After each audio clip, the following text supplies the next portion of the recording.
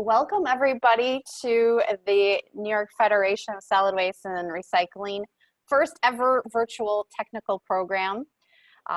We're excited to have you all here with us, and we just ask for patience as this is our first time doing this for some of us, but I know a lot of us have definitely gotten accustomed to these Zoom type of virtual webinars. So obviously, due to the COVID-19 pandemic, our conference in May, unfortunately, sadly, had to be canceled along with many other conferences across the country. We were hopeful that we would have a in-person conference here in October, and again, that was canceled. So the associations, which Bruce will explain what they are in a moment if you're not familiar with them, decided that we really owed our members and all of our dedicated attendees some type of technical program to give back to our long-standing relationship. And as we all know, we learned that waste and recycling doesn't stop during a pandemic, and it's definitely an essential service. So over the next 3 weeks, we will have 6 different separate sessions on varying topics. And as registrants, you're welcome to attend all of them, or you can just attend the ones that you find most applicable. The logins for the sessions will be distributed for the beginning of the week of the presentations. I want to take this opportunity to, by the way, I did not introduce myself. I'm Luann Meyer from Barton & LaJudas, and I'm also the president of SWANA New York chapter and the vice chair of the conference, the Federation Conference. But I want to take the opportunity to thank all of our speakers and moderators today for volunteering their time to present. I know you all have busy schedules, and so we appreciate you taking the time to be here with us today. I'd also like to thank Barton & LaJudas. They're providing the Zoom webinar platform, as well as allowing me a lot of my time to put this virtual program together, as well as our other volunteers that were on pre-calls, getting the sessions ready and whatnot.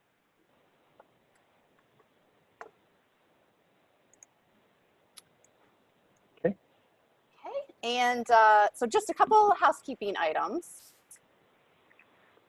I wanted to cover before I hand it off to Bruce. Everybody in the attendee mode is muted, and we ask people to use the Q&A function that is found at the bottom of your screen, and you can submit questions at any time during the presentation, and then the moderator will try to address those as we go along. And now I'm going to turn the presentation over to Bruce Howey, the chairperson for the New York Federation of Solid Waste and Recycling, for an introduction about the Federation. Bruce, when you're done, I can do an introduction for David and the panel as well. So just let me know. That's great. Thank you, Luann. So I've been instructed by Luann to be brief, so I will do my best here. But good morning, everybody.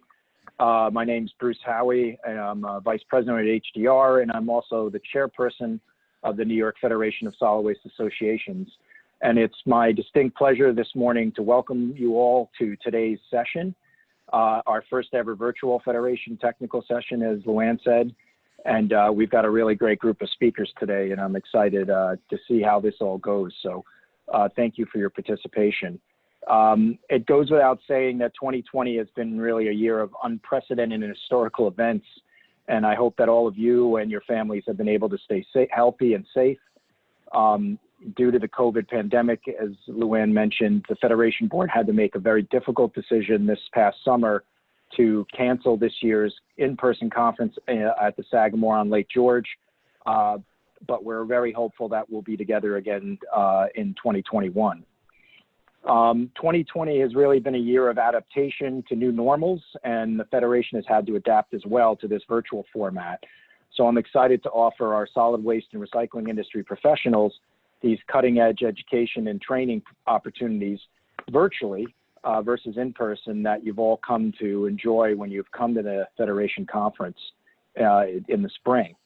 Over the course of the next 3 Thursdays, these sessions will feature a cross-section of technical programs that we would typically offer over the 3 consecutive days at the annual conference, while still offering professional development hours and SWANA continuing education credits that you've come to rely on. The planning committee has really compiled an amazing group of industry experts to cover a wide range of topics, from the effect of and the response of COVID-19 on the waste industry, the impacts and treatment options for PFAS compounds, which has really become a hot button issue in the industry, impacts on recycling and discussion of recycling markets, controlling operational orders from solid waste facilities, extended producer responsibility, and power generation from waste and waste byproducts.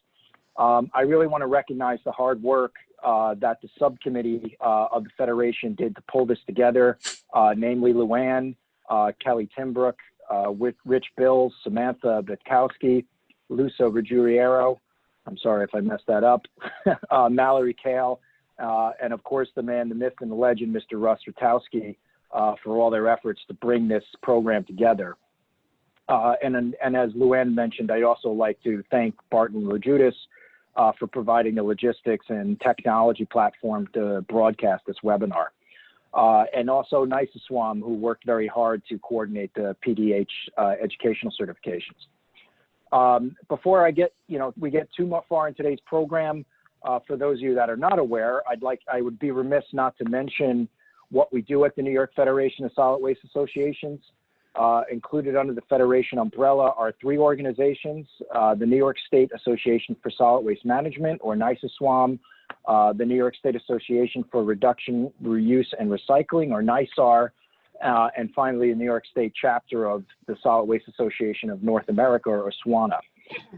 We're a multifaceted organization composed of members from the municipal, regulatory, and private sectors. Each organization develops and maintains their own mission statements that reflect their individual goals, but we also share a common goal, which is to promote sound solid waste management practices, which are in concert with the New York State solid waste hierarchy to reduce, reuse, recycle, recover useful byproducts and energy, all before disposal of the remaining residual materials in a landfill.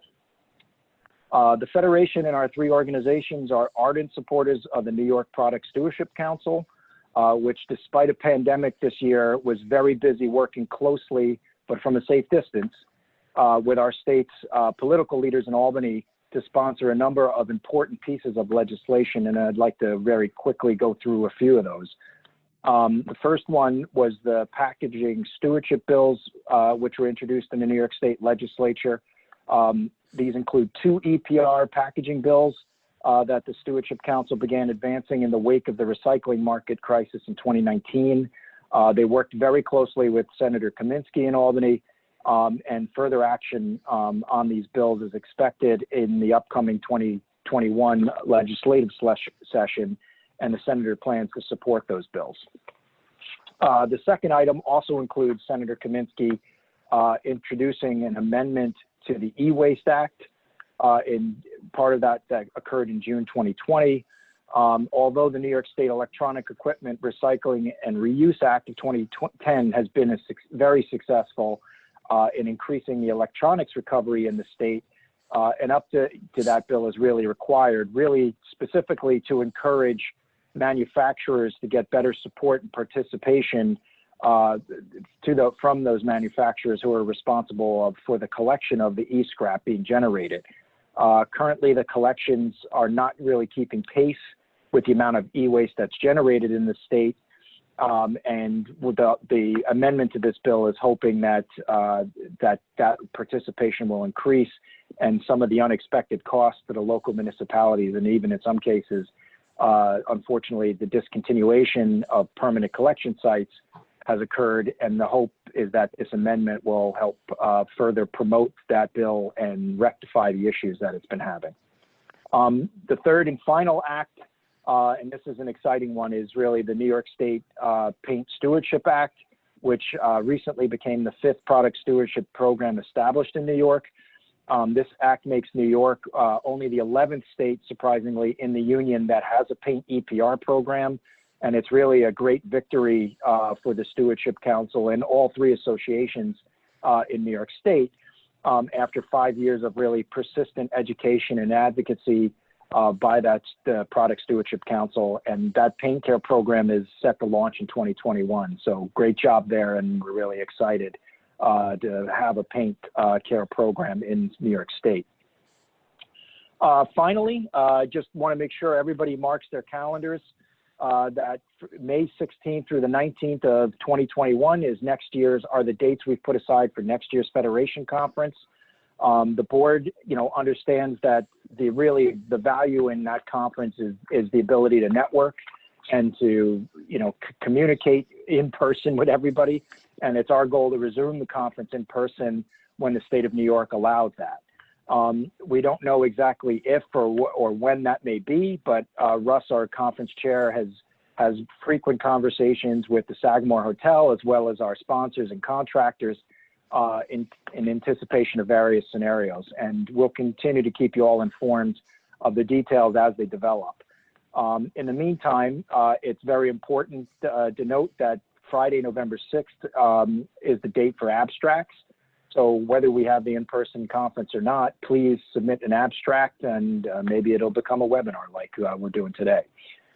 So I think with that, and I think I met Luann's time constraints, I hope. So I think it's finally time to start today's session. So thank you for your time and your participation today. And on behalf of the Federation Board, our Vice Chairperson, Kelly Timbrook, our Treasurer, Ken Armelino, our Secretary, Cindy Livingston, and myself, we hope you enjoys today's session. So be safe and be well. And Luann, back to you. Great. Thanks, Bruce. Great job. Perfect timing. All right. Good. Thank you. All right. Yeah. Now, as Bruce mentioned, we will get on with the show. And I'd like to introduce David Biderman, who is the Executive Director of the Solid Waste Association of North America, or SWANA. And for those not familiar with SWANA, I think Bruce mentioned, SWANA is an international organization of professionals committed to advancing solid waste management to resource management through their shared emphasis on education, advocacy, and research. David will be moderating this morning's session on COVID-19 waste industry impacts. David, welcome, and please take it away. And I will get Bridget's slides up momentarily. Thank you, Luann, and good morning, everybody. My name is David Biderman. I'm the Executive Director for SWANA, Solid Waste Association of North America, and I want to thank the Federation and Russ and Luann and Bruce and others for inviting me to participate in this important event that's taking place not just today, but over the next few weeks. You're going to hear from 3 terrific speakers about the impact of COVID-19, primarily in the state of New York. I just want to add a comment or two about the fact that obviously it's had a great national impact on our industry as well. We've seen residential waste volumes increase by more than 20% nationally in the spring, although it's come back down to a more normalized number over the last several months as much of the country has reopened. We have seen some local governments have trouble due to the combination of the increased residential waste and the staffing issues that they were having, sometimes because people who work for local Department of Public Works or sanitation departments were sick. So we've had some issues there, but most of those have been dealt with. And I think all of you should be very proud to work for such an important, essential industry. And if there's one silver lining from this horrible pandemic that we're all going through, it's the renewed recognition of the waste sector as really being critical and essential. And I think there's increased respect for the job of the sanitation departments and the frontline workers, and we should make sure that we rebroadcast that to our teams, to our workers, to the media, and others.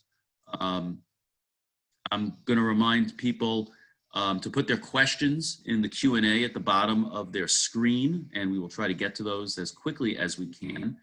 And then just want to briefly mention two national programs that SWANA National has been involved in over the last few months. We helped FEMA, the Federal Emergency Management Authorization, distribute facial coverings to thousands of people in the industry nationwide, including tens of thousands of masks distributed in New York City, including to the New York City Department of Sanitation. And we also were approached by Glad, the company that makes those white garbage bags that I suspect many of us have in our homes. And we created a sanitation workers support fund that provides money for frontline collection workers who tested positive for COVID. And we have provided more than $100,000 so far from that fund to folks who were affected by COVID, including many from New York City. And we still have funding available. So if you're interested in learning more about that program, if a worker that you're aware of tested positive and is eligible, please go to our website, swana.org, for more information. So now let me introduce our first speaker. It's my privilege to introduce Bridget Anderson. Bridget is the New York City Department of Sanitation Deputy Commissioner for Recycling and Sustainability. She's responsible for planning, implementation, and tracking of DSNY's sustainable waste management activities with a big focus on recycling, composting, household hazardous waste, and e-waste, textile recovery, and waste reduction. So she's got a lot on her plate. Ms. Anderson oversees strategic partnerships with local reuse organizations and directs the agency's sustainable waste management policy research and program development. Bridget, the floor is yours. Thank you, David, and thank you to the Federation for inviting me to speak today. It's a funny presentation in the sense that it is us operating under duress. However, we're also very proud of the work we've been doing over the last 8 months. So look forward to showing you a little bit of what's been going on in New York City during COVID and answering any questions. So I think, Luann, maybe I can have you advance the slides. Okay, great. So just as a reminder, we are a very large city, largest city in the country, a very dense city. We have over 8 million citizens, 3.2 million households, 1.1 million school children, most of whom at this point are remote learning, but we are attempting to have in-school presence for those school children. Over 2,000 school facilities, 40 plus government agencies with facilities all over the city, and over 250,000 businesses and organizations. And this is a pre-COVID number, so obviously we don't know how things are going to shake out over the next couple of years related to commercial activity. Next slide. So sanitation, we are the world's largest municipal sanitation department. We collect a lot of material every day. And we aren't just waste collectors. So we also plow the snow. So the white trucks, we put plows in the front and we plow during winter, during snow events. We also are in charge of street cleaning, or of litter basket pickups and street cleaning. So we have our little brooms that go around the city. And there's been a major sort of shakeup in that program as well. We operate transfer stations, composting and recycling facilities with our vendors, with our partners, private sector partners. And we also regulate the commercial waste stream.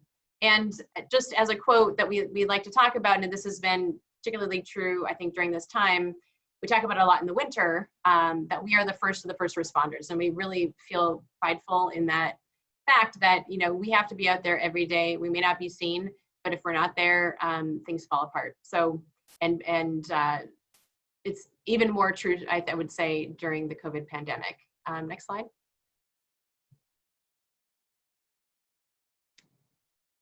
So also to touch on, you know, municipal residential is not the only game in town here. We have 3.5 million tons of MSW that we collect annually for commercial waste, and that is all collected through a private hauling system.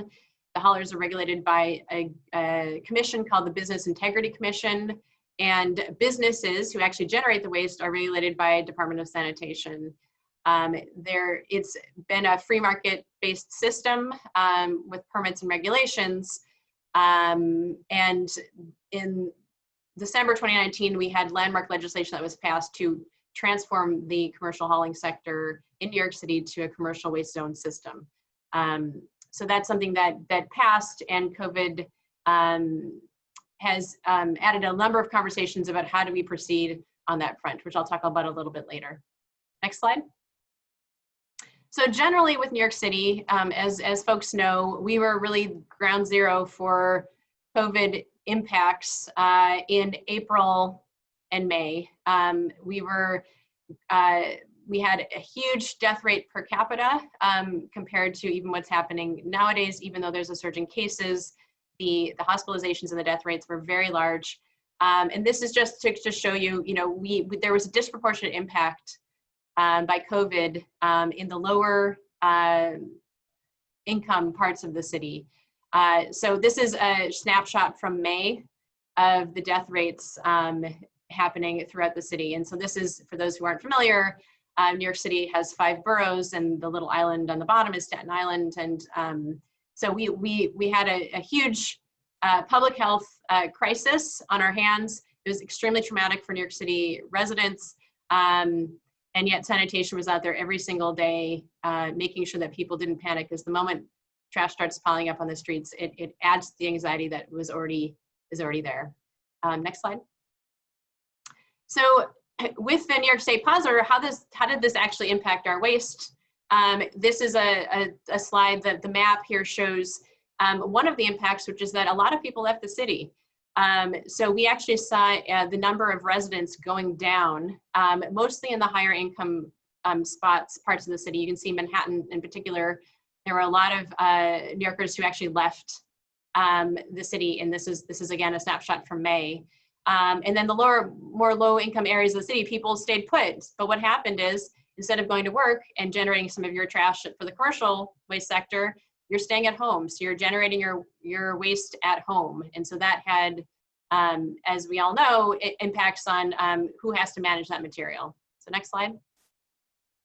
So here's some numbers to crunch. And what you will see very quickly and very clearly related to the map I just showed you, refuse and paper recycling was way down in Manhattan. Way less material, way less tonnage collected during the period of COVID over the prior year. And the other major item to show you is the numbers in green, which is significant increases in recyclables. And we don't attest this to people all of a sudden deciding, I should recycle. We attest it to people being home and doing the behavior and the practices that they do during their normal day, but now they're doing it at home. We know that cardboard was way up as people are getting more deliveries into their homes. The Bronx in particular, almost a 20% increase in paper recycling. And glass and plastic was up in a huge way, quarter higher than it was the prior year. We think in part this is due to people being home, in part this is due to a significant decrease in scavenging during this period of time. So there's a lot of material that had been set out at the curb that never made it onto our trucks that was making it onto our trucks. Next slide. So what was happening in New York City during COVID? Residential behavior was adjusting. So because people are home, there's increased pressure on apartment building storage capacity. So if you have people home all day, every day, they're generating more waste. And so where are we storing this waste? How is this being handled? And one of the impacts, and this is anecdotal, but what we've been seeing is there's an increase in litter basket, quote unquote, abuse, which is basically people taking their household waste and bringing it to the corner to a litter basket because they know we will come by and we will pick it up. But what we really need, of course, is for people to handle their household waste within their household bins and set it out for our collection schedules. So definitely have been seeing an increase in litter basket, household trash and litter baskets. We also have noticed that, especially during the height of COVID, scavenging was way down. And because street cleaning was suspended, and that's the signs on the right, it was completely suspended for a very long time. And now, as we're slowly bringing back street cleaning, alternate side parking, it's at a much reduced rate. So we're also seeing impacts on street cleanliness and litter. And while this isn't the major tonnage of the city, it is the visible part that you see, covered by the press. Is this, the city is dirtier than it used to be. Why are litter baskets overflowing? Well, it's partly overflowing because of residential waste going into litter baskets. Is partly related to cuts in programs that I'll talk about in a little bit. But we also know that there were a lot of people who, your home may as well do some cleaning out and decluttering. And so we have a lot of sanitation workers who talk about seeing people clearing out their homes during this time. Next slide. And of course, at the same time as there's more waste to pick up in the residential sector, we're suffering ourselves from COVID. So we've had over 670 positive cases within our department. We have a department of 10,000 employees, so it's a pretty big percentage. We did have so far 8 confirmed fatalities where it was identified very specifically due to COVID. And we've had evolving protocols in close consultation with our unions about how to clean facilities, how to keep staff safe and healthy on the job. You're out there, we didn't know throughout this whole process, where would the virus lurk? Is it on the waste bags? Is it on items that are inside the waste bags? Is it in the air? We didn't know. This has been an evolving process for everybody. So it's really been an ongoing conversation between sanitation management, sanitation staff, and unions, and to try to figure out how do we navigate this to make sure that we continue our services uninterrupted. But what I would say is that morale has been very high throughout this process, and there's a real sense of duty. Just like when you're fighting a storm, while it may be a difficult job, you go out there and you do it because if you don't do it, the ambulances don't get to where they need to go. There was a similar sense of duty among our workforce, which really helped us along as we were, having garages have to be closed down, making sure that people were getting served with minimal disruption. Next slide. And because we are an operational agency, we were tapped. Actually, we had at the max about 100 sanitation staff. Now it's closer to about 30 who are working on emergency food operations in New York City. And we're not a social services agency, but we know operations. And so emergency management came to us and said, we need help. Do you have people available who can help us? We need to deploy very quickly emergency feeding. That program, we've served over 150 million meals to date. We've served over 1.25 million New Yorkers to date with actual home delivery of food. And we've provided support to food pantries. So there's been a sort of a new job that we've been tapped to do that we've done very well, not because we know social services, but we know how to move things. We know logistics. We know how to make things happen. And so I would say it's been a heavy lift on the side of everything else we're doing, but something we feel very proud of. Next slide. But of course, alongside the public health crisis has come the fiscal crisis.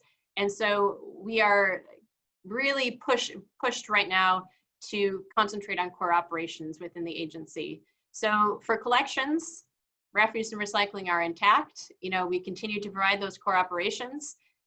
We have legal requirements to do so. But our composting program that was voluntary in nature, that was only established in part of the city, has been suspended due to budget. Our street cleaning program, we had a lot of supplemental support put into that program over the last few years. We've had effectively a 60% cut in our street cleaning and litter basket services. Snow is our priority, so we have to make sure that we are prepared to fight snow, but we have a tighter workforce. We normally have a new class of sanitation workers that get hired every summer. Our class got canceled this year.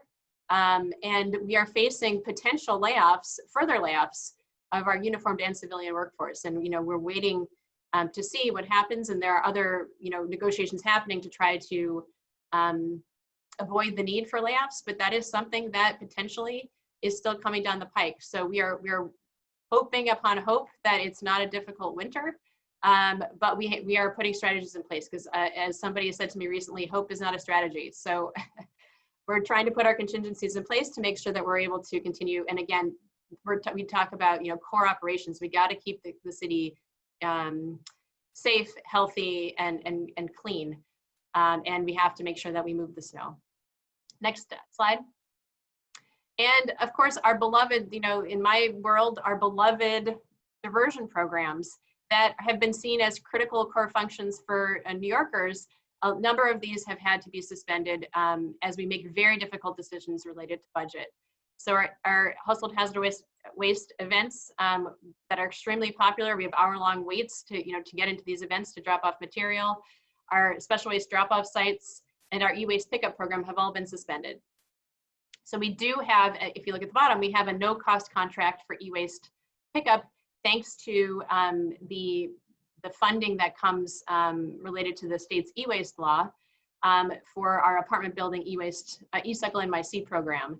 But our curbside pickup program, where people could make appointments to have their large TVs picked up at the curb, it had to be suspended. We were underwriting that ourselves, self-funding it, because there wasn't sufficient funding through the e-waste bill, state e-waste bill, to have that also funded. We were able, through advocacy, to partially restore our food scrap drop-off program. So even though the curbside pickup program, our curbside compost program was suspended, we are now back up to about 70 food scrap drop-off sites in the city. This is a fully nonprofit operated program, no sanitation collections involved. But City Council was able to restore funding. So our nonprofit, we have 7 nonprofit partners who are managing and partnering with local CBOs to make sure that we are able to provide food scrap drop-offs to those who are actually, motivated enough to take their material to a drop-off. It's a small tonnage, but it's really critical in terms of keeping the lights on for education, and we actually create really great compost out of it. So. And like I said, where we have public-private partnerships that are no cost, in a fiscal crisis, these things are able to be maintained to the extent that our partners, remain solvent and viable. So we have Refashion NYC, which is our textile reuse and recycling program with Housing Works and Goodwill and Salvation Army. And then we have our e-cycle program with our private sector partner, ERI. Next slide.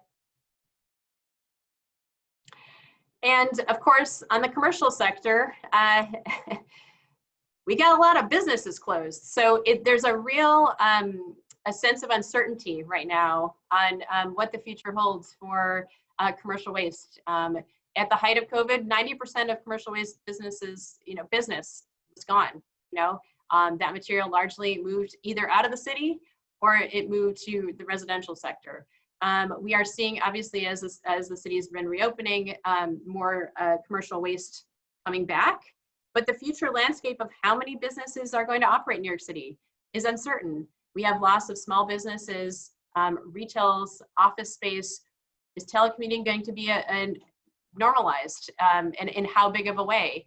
There's a real uncertainty in terms of understanding the waste profile of the future, and it may be that it changes for a period of 2 years and then it kind of bounces back. That's what we're hoping. But that being said, we are still working. We have a requirement to issue an RFP in November related to the commercial waste zones program that is legislated. So we are moving forward to issue that initial RFP. It'll be something that evolves over time, and I think we intend to have specificity added to that RFP and the requirements as we go, but we are still aiming to meet the RFP timeline for November. And that's for potential businesses to actually bid on a zone, a geographic zone. We have new rulemaking that still has to go into place, but we are still advancing that that process. Next slide, or this might be it. That's it for me. So I wanted to be short and sweet just to give you some illustration of what we've been doing, and happy to answer questions and have a conversation. Thank you. Thank you, Bridget. That was terrific. And as a former New Yorker, I want to thank you and the rest of the department for your incredible efforts during this very challenging time. I want to remind the audience to please put questions for Bridget or the other speakers in the Q&A box at the bottom of the screen. Bridget, I actually had a question for you. You noted that recycling volume was up significantly, and in particular the commingled MGP, Mhm. particularly outside of Manhattan. My question is, have you seen any change in the contamination level in that material from the processor? So we have been discussing contamination with Sims, who's our MGP recycler, for quite some time. There are some, it's interesting. There's anecdotal information. We haven't done a systematic study, but we have anecdotal information coming in. We see more cardboard misplaced in the MGP, and we don't know, is that because, let's say we have dual bin trucks that collect recycling. Is it that one side loads out and so they just put it in the other side? Or is it people actually within their own bins and in their own bags, commingling that material? We certainly have been doing a lot of education around PPE and things that appear to be plastic, like gloves, making sure that they don't go into the MGP. And so we have anecdotal evidence that there are some particularities around contamination. But generally, I think we're seeing an uptick in contamination, but it's not just during COVID, it's been a little bit over time. Okay, thank you, Bridget. Appreciate that. Yep. Our second speaker this morning is Tim Langlois. Tim serves as the Director of Operations for Casella Resource Solutions, which is a subsidiary of Casella Waste Systems, which is a publicly traded company that started back in 1975. Mr. Langlois has held his current position since March of 2020. Great timing there, Tim. And has been with Casella since 1998. Through his 22-year career, he's held various positions, including general manager, division manager, ops manager, and regional safety director on both the hauling and recycling side of the business. Tim's daily activities, including leading the operations, project development, onboarding and mentoring of new general managers at Casella Recycling and composting facilities in New York as well as in New England. Tim, welcome. Thank you. I'm not muted, so that's good. Bridget, thank you for your presentation. It's kind of a tough act to follow here, but I'll do my best. Thank you, David. I appreciate it, and thanks to the Federation for the invitation to speak today. It's interesting times these days. So, Luann, if you could advance one. So, as David mentioned, Casella Waste Systems started in 1975. We primarily operate in the Northeast region with over 2,500 employees. And obviously we're vertically integrated, so we do collection, recycling, and transfer, disposal, all aspects of it.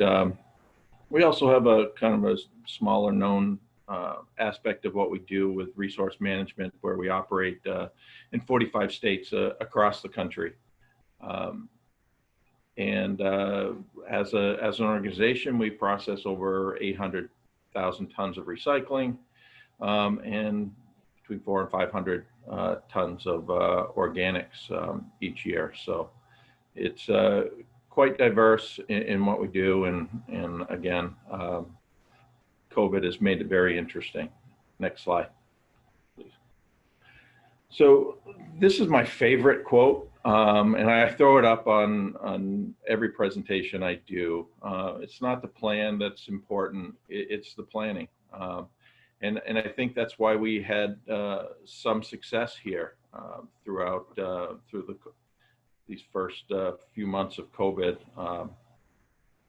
We have had some impacts, and this planning has helped us along to keep our facilities operating on a daily basis. Next slide, please.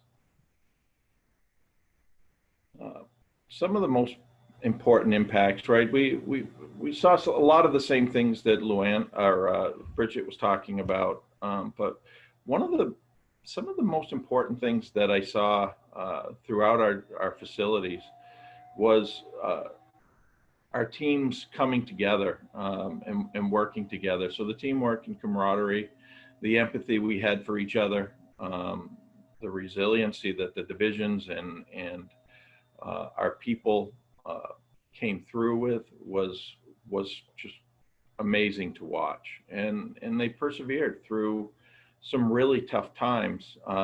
We don't operate in New York, but Boston, we do have a large facility in Boston, and it was a hot spot for a long time. And it was tough to get through.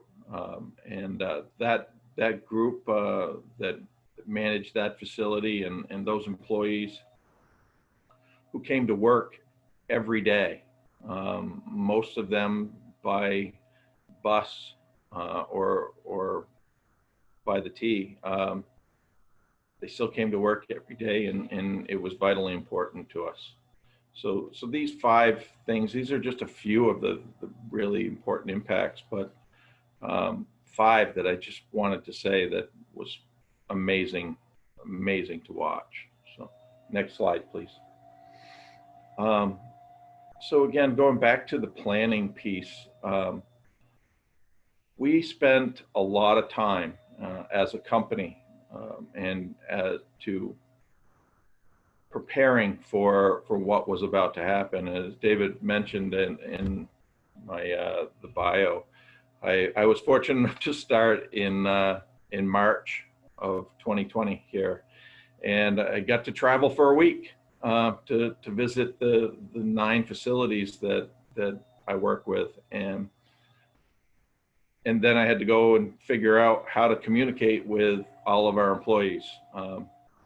And we do it through these Zoom conferences and other video conferences as well. But, you know, the preparedness, I think, was key here, right? So at the home office level, it was a concerted effort by our COVID team to put together accurate, important information and disseminating that out to all of our facilities across our footprint, making sure that everybody had all the resources they needed, whether it be information or there was mass being distributed. And like some of the other organizations that are on this call today, we brought and donated masks throughout our footprint as well to some of the frontline workers who work at hospitals and taking care of very sick folks. So it was a great effort by our COVID leadership going through. Then at the decision level or division level, we obviously, as I mentioned, we stopped travel, limited that to necessity. But at the division level, we added people to our staffs so that we could clean the facility on a regular basis. And when I say that, I don't necessarily mean cleaning up, you know, the floor to make sure the tip floors are clean after the shift, but somebody to walk through the facility and wipe off doorknobs and clean off desks,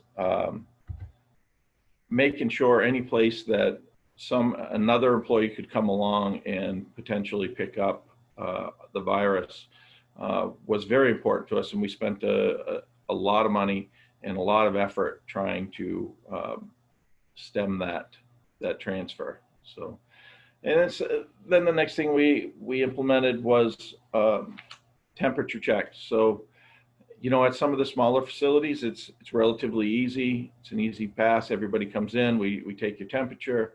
If you're good, you get to go to work. If you're home, if your temperature is above 100.4, we send you home and refer folks to the doctors. In the larger facilities where we're running 100 people per shift and 2 shifts, we purchased some scanning devices that allowed folks to kind of move through and through that process. And that was key. We caught a few people with higher temperatures that were unaware. So it was an effective measurement. Next was obviously safe distancing, right? And in a MRF, that's not always easy. So our conference rooms and our break rooms became our lunch rooms, or our conference rooms and our education rooms became our lunch rooms, in order to keep everybody separate and allow them to eat their lunches in a safe, comfortable area and space.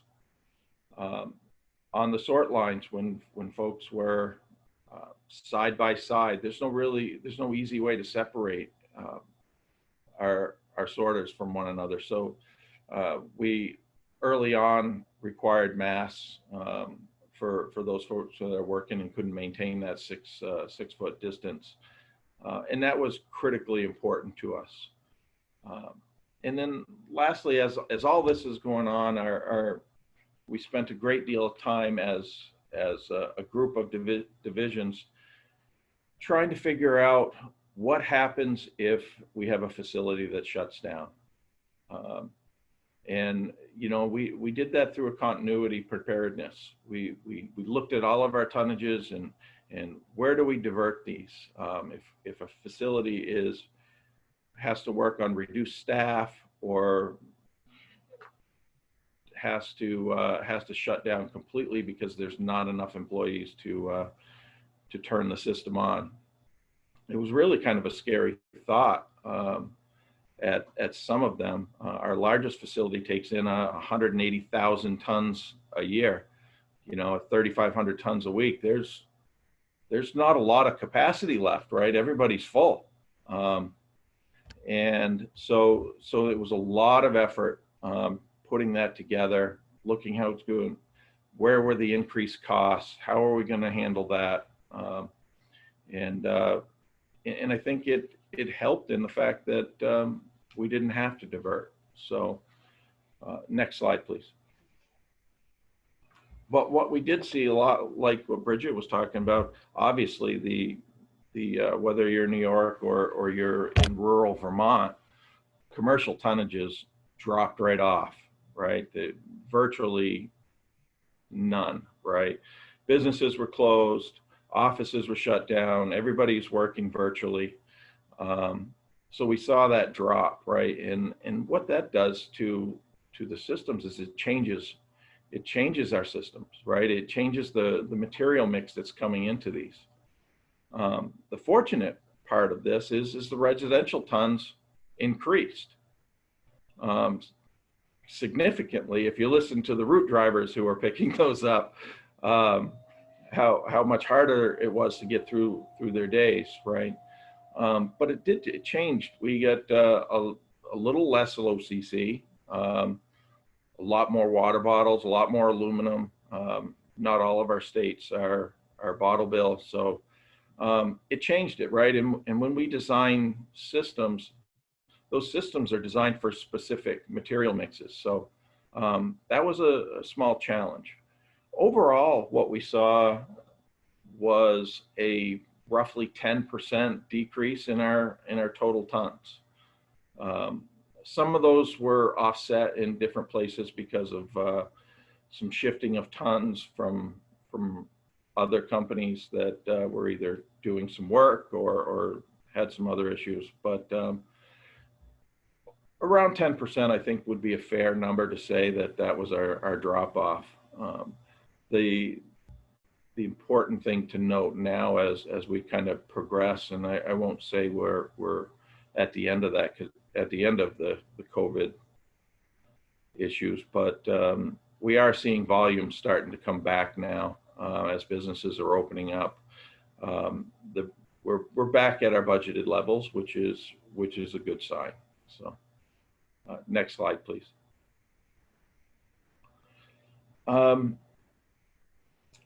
We did have some employees test positive.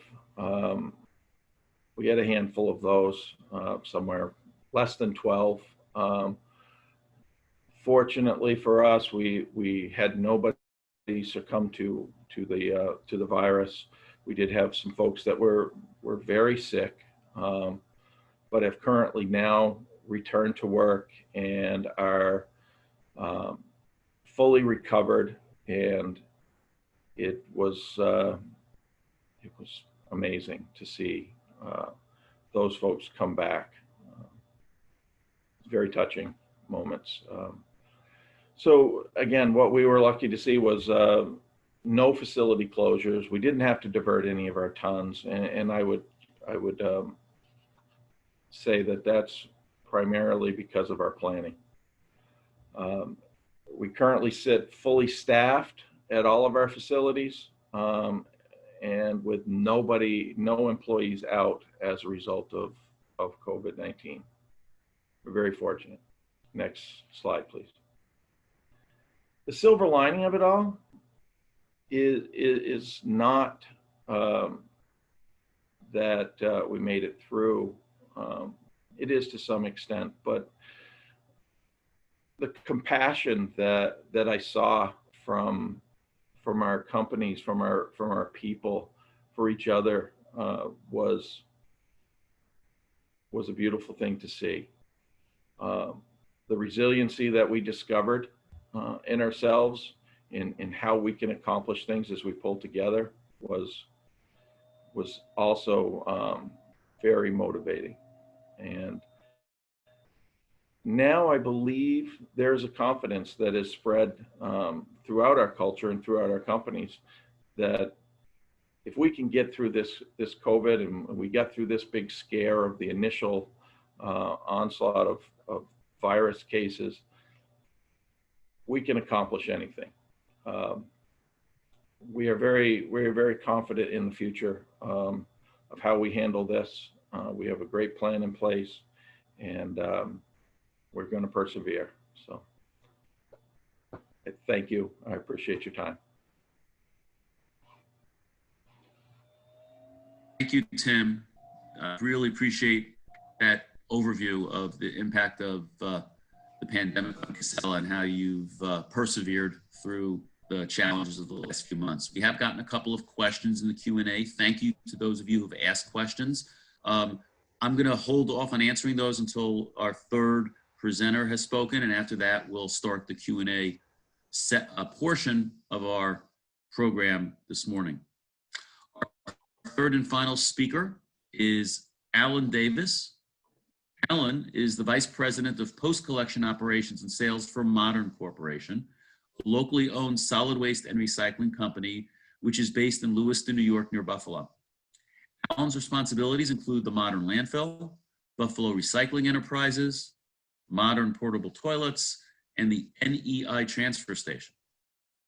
Alan has over 40 years of diverse experience in the waste and recycling industry and has managed solid and hazardous waste facilities throughout New York, California, and New England before coming back to Western New York a few years ago. He spent 30 years with waste management and was involved in multiple landfill gas to energy projects, including spearheading a well-known 12.5-mile landfill gas pipeline project from a waste management landfill in New Hampshire to UNH, the University of New Hampshire, which made it the first college campus in the United States to use landfill gas as its primary fuel source. Glad to have Alan here with us today. Alan has a bachelor's degree in civil engineering from Rochester Institute of Technology, RIT. Alan, the floor is yours. Thank you, Dave. Thank you very much. Thanks to Luann too, and the Federation for asking me to join this panel. Obviously, a lot of the things we're going to hear are very similar to what we've heard from the last two speakers, but I think we'll go through this now. Just a little bit about our company. Some people may not be familiar with us. Again, we're a fully integrated, family-owned solid waste company. We do service Western New York and Southern Ontario, Canada. We have over 700 employees now and 13,000 commercial customers and 225,000 residential customers. And we do have a landfill, transfer station, recovery facility. We do portable toilets, which actually we'll talk about later, kind of came in handy with the COVID issues going on. And then we have 4 different collection companies surrounded through the area here. So, next slide. So basically our COVID-19 policies and communications had to start right away, of course. And a lot of them were dictated, to be honest with you, by the New York State executive orders and regulations too.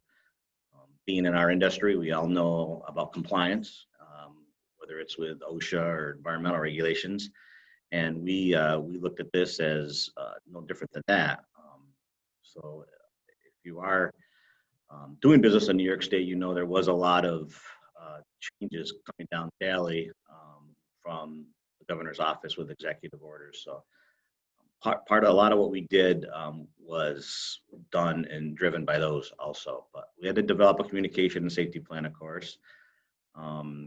Develop and communicate a remote work guidelines for our employees and supervisors to make sure that everybody understood what was expected. Understand our customer requirements too. Can't forget about them because we still had a lot of customers that were still operating their facilities during this time, and we needed to get them the service they needed, and we had to understand what their requirements are. We weekly communicated to all of our employees, and then senior leadership team got updates also. Compliance, of course, I mentioned earlier, were state mandates. We had to adjust how our training and morning crew outs were conducted. Obviously, we couldn't get everybody together in a locker room in a tight area like that, like we were used to for morning crew outs. Luckily, weather was good, so we were able to do a lot of those crew outs actually outside, and also looked at staggered our shifts to help have smaller groups. And then we had to be ready, with contingency plans to cover any task that may have a higher absenteeism rate than expected. But although, Western New York didn't get the hardest hit COVID cases like we were watching with New York City, we had to be ready for that. So next slide. This is just a copy of our COVID plan, the very detailed plans that we had to put together, put through, and then of course roll these out and train the employees. In some cases, a lot of Zoom trainings, and in other cases, literally having training sessions and groups spread out outside to go through these with a big screen set up to go through these different plans. Next slide. Our remote guidelines were important. The majority of our office people, billing, customer service, were allowed to work from home, but that took time. The IT department had to scramble a little bit. Luckily, we did have some good past disaster and inclement weather plans that we were had to put in place and use those. So we had the setups mostly in a customer service to be able to route calls to people's houses so we could handle that. We did have some areas, cell coverage challenges because we are pretty rural up here. With some of the employees that lived in those rural areas, so we had to work through those. And the broadband coverages just aren't the same also in some of these rural areas. And then everybody had to try to figure out how Zoom works. I still don't think I've totally figured it out, but it seems like with Luann's help, I'm doing okay. And we had to set up remote ADP, that's our payroll access, just things like that you didn't think about for these employees to be able to stay in compliance with labor laws, different things like that too. Next. Several of our customers requested portable toilets and sinks and wanted daily service. So that was something that we had to really gear up for that part of the business. It was a lot of demand for that. So we were out grabbing some old ones out of the back 40 and fixing them up to try to make sure we could service those customers that had that. More time going in and out of customers, of course, with screening. So we had to cover that. We did have a big shortage of masks early on, so we had to reach out. We actually found a local mattress manufacturer, and they made us a mask really quick. They were a little different type of mask, but they worked, and we got those in. Everybody's talked about volume already. Pretty typical what we saw with residential volumes, increasing. That provided challenges with having to park full trucks at night because the landfills closed. So we have to always be cognizant of that when you do that, and making sure you have room to separate them in case there's a fire. We've all been heard of the horror stories that could happen if you have trucks parked next to each other that are full at night, have a fire. So, and then of course we had to make sure that the local hospitals, which were very full, had the extra pickups that they needed on weekends, and we had ways to swap out their containers and get them the services that they needed over the weekends and stay within our permits at our facilities. Next. Communication was, like I said, critical. We used, every week we had communications, just emails. We have Marlin boards. Actually left flyers in the trucks at night for the frontline drivers. And then, of course, our weekly conference call just about COVID, their senior leadership team getting updates from our VP of HR, who was, you know, the person who really made all this happen. She was unbelievable on this, so she kept us up to speed. And then she also participated in trainings every week that were conducted by local labor attorneys that kept her up to speed on what was required to keep in compliance with the state. And then, of course, when it did come time to go to work, we had to do a return to work plan and go through that and get that out. So, next slide. Our crew outs, like I said, we talked about that earlier, staggered start time. So we had to close the locker rooms, leave the route sheets and the paperwork at night and the seats of all the different trucks. We did have somebody whip down the cabs in every truck every night. And so did training virtually. Next slide. It's just a picture of our main office, and like I said, we had to just get set up outside because the locker rooms again would have been way too tight to have employees in and out of there.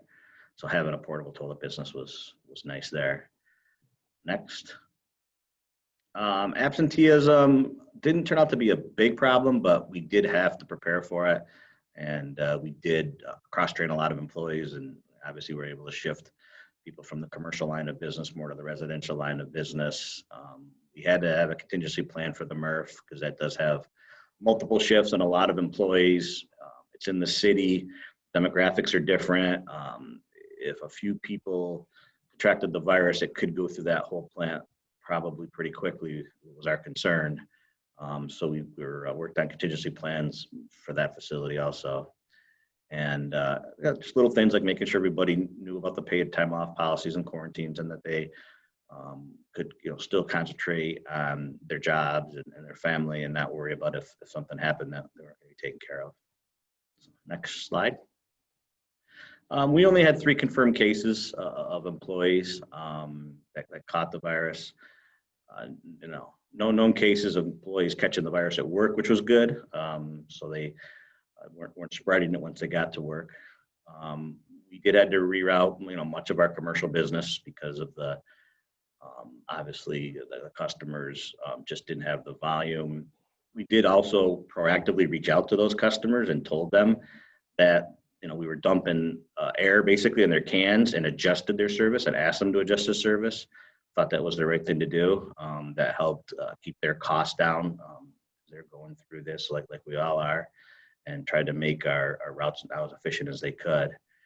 I think the other thing that's kind of a silver lining is here in Western New York, we are trying to move as many communities as we can to automated collection versus multiple rear loaders going out and collecting trash with helpers. And I think we all know why we want to do that for many reasons. But one of the things I think this helped is for our customers and residents to realize that it's probably not such a bad thing either if our trucks can go out and use an automated collection type truck, as far as any contact with waste on the street, or the way we do it now with old school with laborers throwing in the back of a rear loader. So I think we actually started to get even more momentum on some of those conversion opportunities that we're looking at. So next slide. That really, I do want to again thank Kirsty Hunt. She's our VP of HR. She was basically our champion in COVID, and it really became her full-time job to just to manage everything that had to happen during this period of time, and she did a great job. That's it for me. Thanks.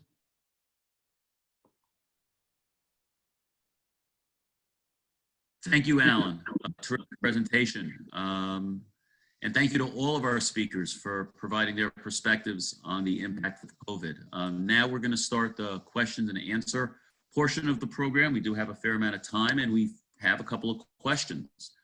And I think this first question is something that I think all three of you may want to provide your perspective on. But the question has to do with continuity preparedness. You know, the waste and recycling sector is a relatively specialized area. People have a specialized kind of job in the sector. The question is, what should managers be doing to plan and plan for the worst most effectively? And Bridget, let me start with you. So there were two layers, or many layers of planning, and I think one of the most challenging parts of a brand new virus that no one knew how it would behave and what the public health impacts would be is that we were constantly having to adjust. And so I think the quote that Tim provided is kind of perfect, that you can't have a plan that's done. The plan is constantly evolving, it's shifting. You know, we had to shift the way we did cleaning of facilities. We had to shift based on not only how many positives we were seeing, but what the public health guidance was. You know, did we need to close down a facility for 24 hours? Could it be one shift? Could it just be a couple hours? So I think one of the most important pieces is just continuing to be flexible, to adjust the plan, and keep planning. Like planning is a day over day exercise that we were constantly doing. And then also making sure when you have a large, disparate, you know, set of facilities or staff, and making sure you're communicating in a consistent way. And one thing that we did start to do were videos of our commissioner updating everybody on the staff, and you know, just to make sure that they see her face. She is somebody who goes out. I mean, our former commissioner who recently resigned, but Catherine Garcia, she was very present in the facilities, and she was still out there, but making sure that everyone felt like they had, you know, FaceTime with her through videos was really helpful and effective. On the commercial sector, and again, I think better answered by the other folks in the panel, but you know, one thing that we heard a lot about was the competition for drivers, and that where there were essential services of, you know, getting food into the city and other activities, you know, increased amount of home deliveries. There were challenges keeping enough sufficient experienced drivers within the waste sector. So I think also, you know, considering what are the ways, the incentives that you can put in place, you know, for continuity of your staff to want to stay loyal to you as a company. But again, I'll defer to the others to speak more on that front. So I think the first answer I would give is just, it is like, as it was a full-time job for the VP of HR, you know, it's a full-time job to every single day making sure we're checking the plan. Is the plan still working? What should be shifted? And then obviously, that's the public health side. And then the budget crisis piece, maybe we'll speak about more after, because that's all, we have to also plan for that part too.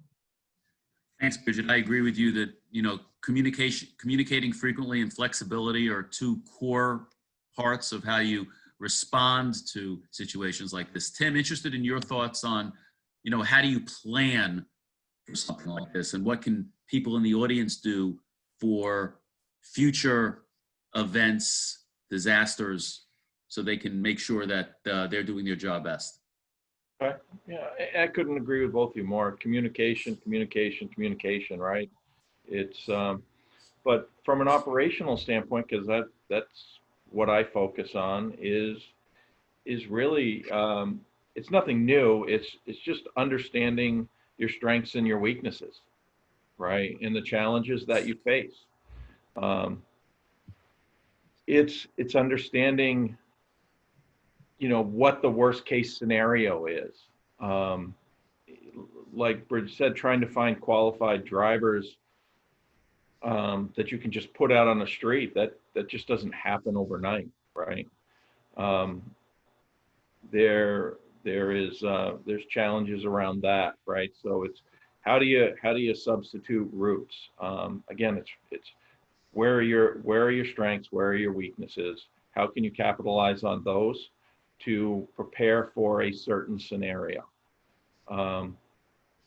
At a MRF, it's dealing with demographics, right? As Alan said, is in some of our facilities, you know, our employees live in very small, tight-knit communities, and you know, one person can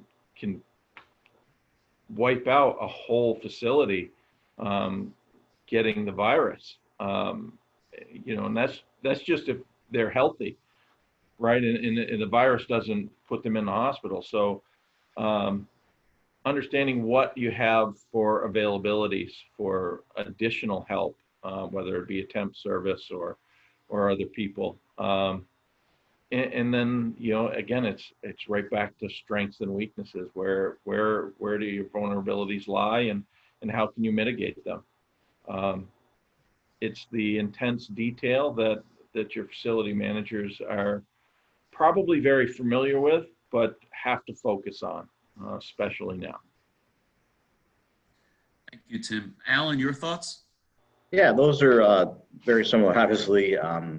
I would add, though, as far as the communication, not only with the employees, but with your customers. We really had to up that, and everybody needs to have a plan ready to go to get communities and customers. We do a lot of residential, so to make sure the customers know what's going on, keep them up to speed. And then the regulators also. You know, if you are short drivers, if you do have issues and things come up, there's a good chance, depending how bad it hits, that you're going to have to ask to open up your disposal facilities and transfer stations perhaps longer. And I think if those discussions are had ahead of time, it's much easier for everybody. And then worst case, of course, we did even start planning, depending how bad it got, if we were going to have to pick up the recycling and temporarily dispose of it in the landfill. None of us wanted to do that, but we didn't know where this was going to go. So we actually wanted to be ready if that happened, and start talking to the regulators about that also. Sure. Thank you, Alan.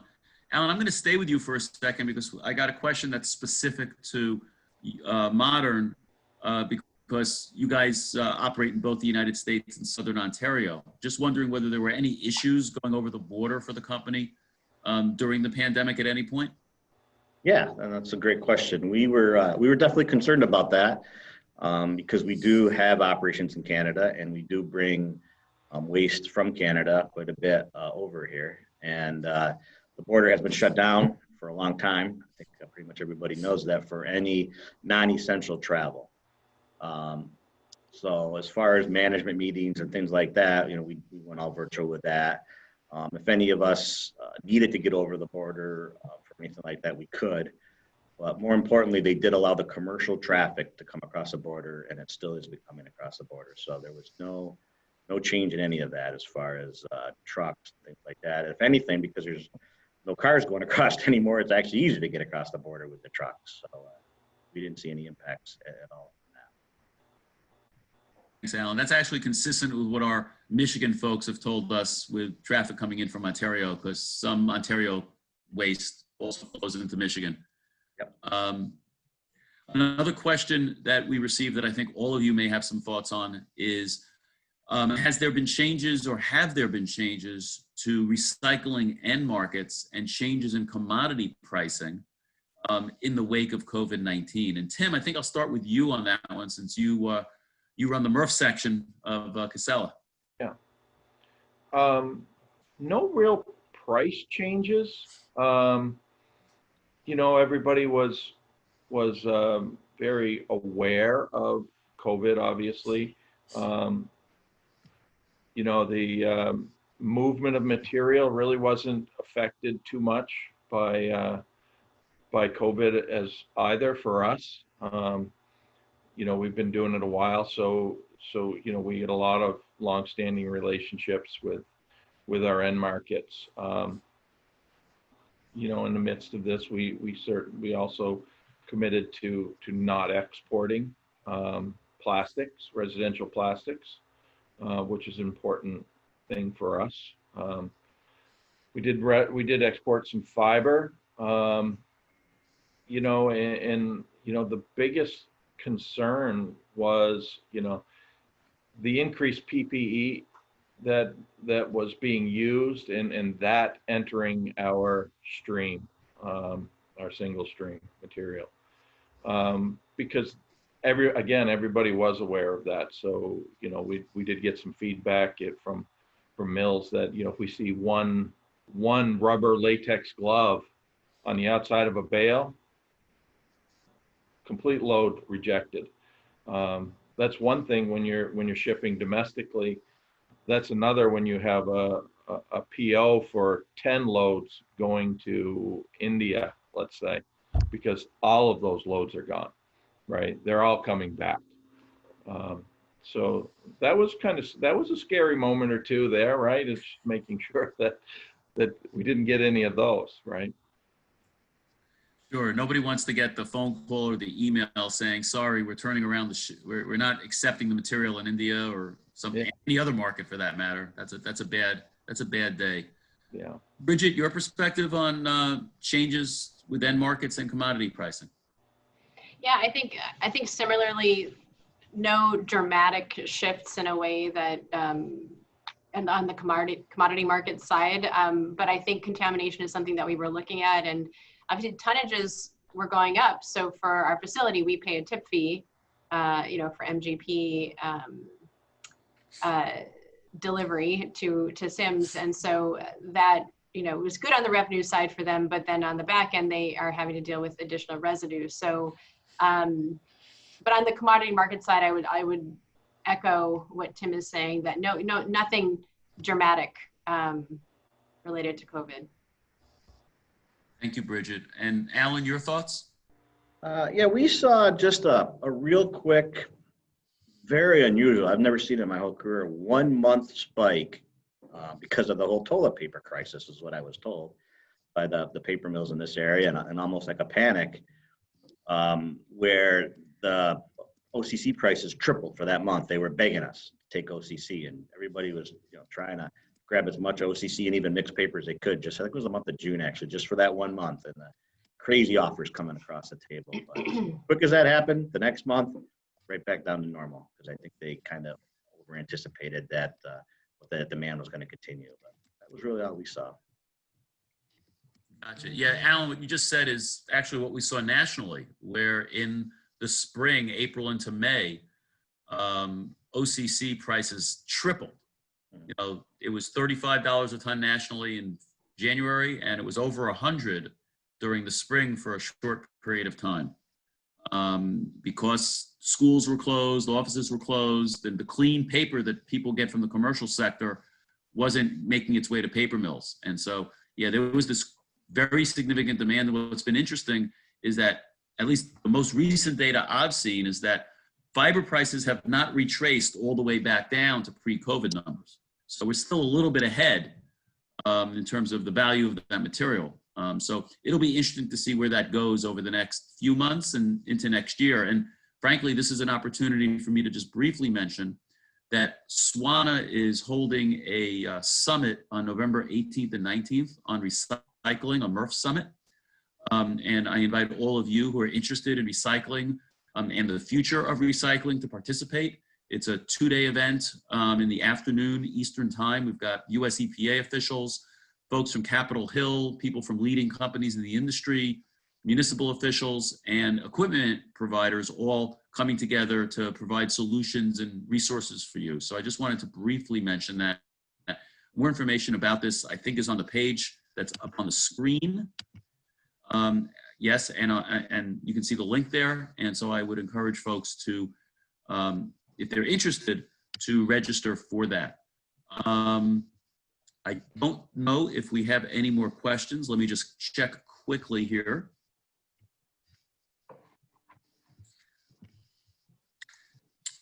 I don't see any additional questions, Luann. So unless you have any questions that you want to pose, I'm going to throw it back to you. Okay. Oh, we have one that just came in real quick. And I see a hand raised. Yes, I see that. All right. I see a hand raised as well. And I'm not sure if you can, that person that raised their hand can just use the Q&A. If you have your question, that would be great. I'll let you bounce this back to you and see if we get anything else. Okay, so the question's more like it's a little bit more of a statement that the answer to emergency preparedness, varies by the type of emergency planning. And I think that's right. We're used to discrete events like, tornadoes, or in the South, hurricanes, or, along the coast, Superstorm Sandy. And what we have now is different. It's this long emergency event that requires a different level of resiliency and a different level of emergency preparedness. I think that's an accurate statement, but clearly being prepared both in terms of planning as well as equipment is important for keeping facilities open. I think that's a legitimate point. I think it's important to acknowledge that we're not out of the woods yet. Are we going to have a second wave? Is there going to be a major uptick in a way that affects us? I have a feeling policy will look different than it did in March, April. It seems as though there's more of an effort to use a scalpel and not a hatchet in terms of business closures and things like that. But we're still planning, like sanitation, we are still planning. I mean, God forbid we have a second wave in the middle of winter when we're trying to plow the snow and trying to keep facilities open. So it's something that I would say we're still in the middle of planning for, and it's more difficult when there's no real concrete time frame or even metrics and triggers for what we consider the end of the emergency or the beginning of the next uptick. It's really we're chasing. Forecasting is very difficult. Bridget, you're exactly right about that. I speak frequently and I talk about how the crystal ball is cracked and fuzzy. Nobody really knows what next month or early next year is going to bring, and so you have to plan and be flexible. And I think that's the best we can do. And I think what you said there about we're at the mercy of the virus and what state regulatory, for the most part, responses are to it. And I'm hopeful that scalpel rather than hatchet is used, because I'm not sure if we in the winter go back to everybody working from home and we have another huge uptick in residential. I think that's going to be a big challenge to the system. Tim and Alan, any thoughts on that? Okay. No, I don't. Specific. Oh, Alan, go ahead. I agree. Yep. Okay. Bridget, got a specific question for you. Might be from in your neck of the woods. Any idea how many local carders closed, or the overall state of the industry? I don't have the specific numbers right now. I'd be happy to share that and have Luann send it out to the group. But it's certainly a concern. And this is COVID hit in the midst of an evolution of the carding industry and the players serving the New York City region. There have been new regulatory requirements placed on carders related to truck emissions. There's been consolidation happening anyway within the system, and so COVID has only exacerbated some of the challenges there. So I don't know that I have anything that's like directly attributable to COVID specifically, but I'm happy to share more information for Luann to send out. Thanks, Bridget. And SWANA, does speak to a substantial number of licensed carders in New York City. I think it's fair to say that the industry is traumatized. I think it's very difficult, particularly because so much of Manhattan continues to be shut down from a waste perspective. You've got office buildings with 5 to 10% of the clientele in there, and so the amount of material being generated is much smaller than it used to be. I think the impact in Manhattan is still very significant. I think the impact in the other boroughs is still significant, but at a lesser degree. I also am aware that some carders have been forced to park some trucks and furlough some people, although some of them have started to hire back as volume has picked up, particularly outside Manhattan.